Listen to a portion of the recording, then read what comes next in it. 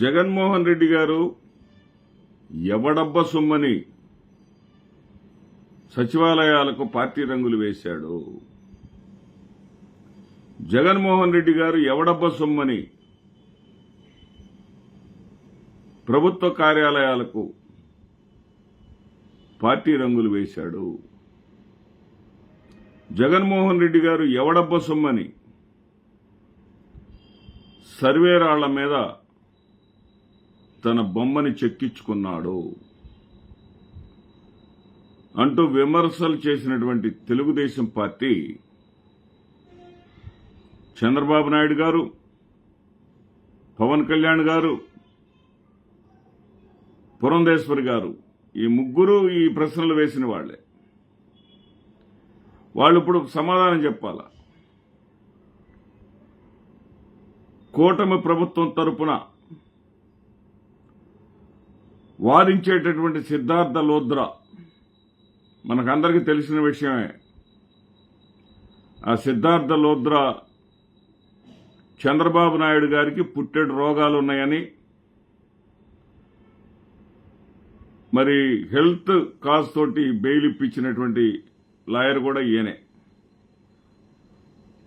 ఆ సిద్ధార్థ లోద్రాకి ఈ 10 నెలల కాలంలో మీకు ఆన్లైన్లో మీరు చెక్ చేసుకోవచ్చు. మరి వాళ్ళు చెల్లించినటువంటి ఫీజు ఎంతంటే, ఏది ప్రభుత్వం చేసేటటువంటి తప్పులను మేమేం తప్పు చేయట్లేదు, మా ఒప్పులేనని వాళ్ళు చెప్పుకోవటానికి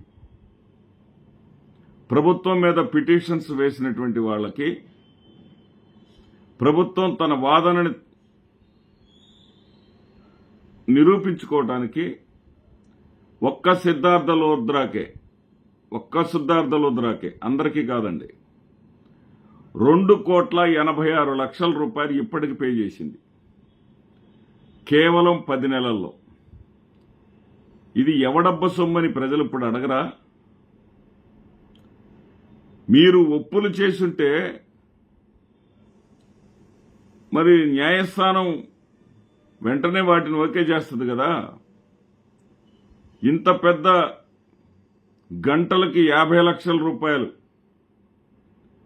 వాదనకి ఇవ్వాల్సినటువంటి లాయర్లను పెట్టుకోవాల్సినటువంటి అవసరం ఏంటి?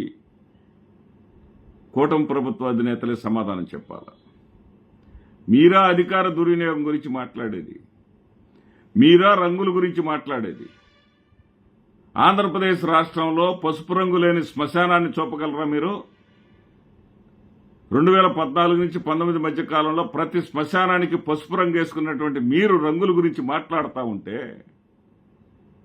అన్నా క్యాంటీన్ పేరుతోటి 5 రూపాయలకు అన్నం పెడతానని డబ్బాలు కొట్టుకునేటటువంటి మీరు అన్నా క్యాంటీన్లకు వేసినటువంటి రంగును ఒక్కసారి మీరు చూసుకోండి. మా గుంటూరు నగరంలో ఏదైతే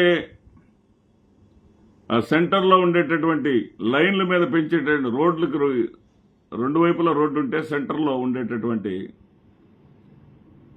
ఆ యొక్క డివైడర్ మీద ఉండేటటువంటి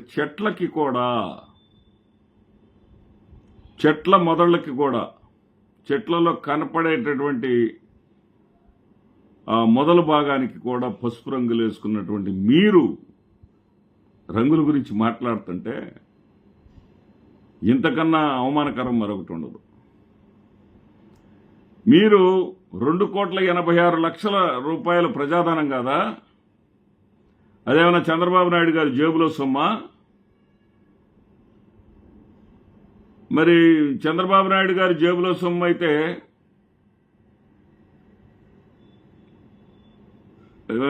పిఎస్ గారు,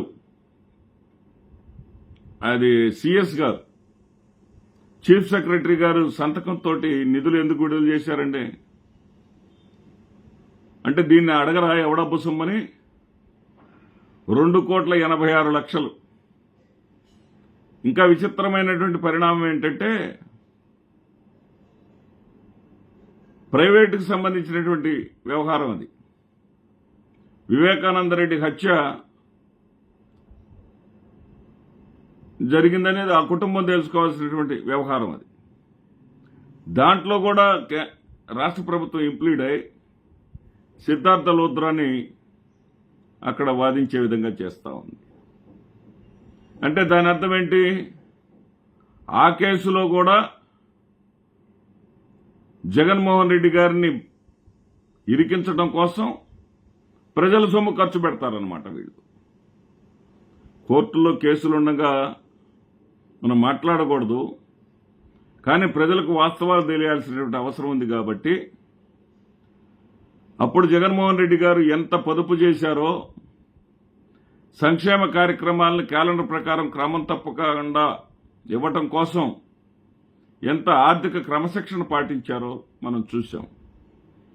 ఈ రోజున అధికారంలోకి వచ్చినటువంటి ఈ 10 నెలల కాలంలోనే వాళ్ళు చెప్పిన లెక్కల ప్రకారమే 1,30,000 కోట్ల రూపాయల అప్పులు చేసి సంక్షేమ కార్యక్రమానికి ఒక్క పెన్షన్లు మినహాయించి, ఆ పెన్షన్లు కూడా కోతలున్నాయి.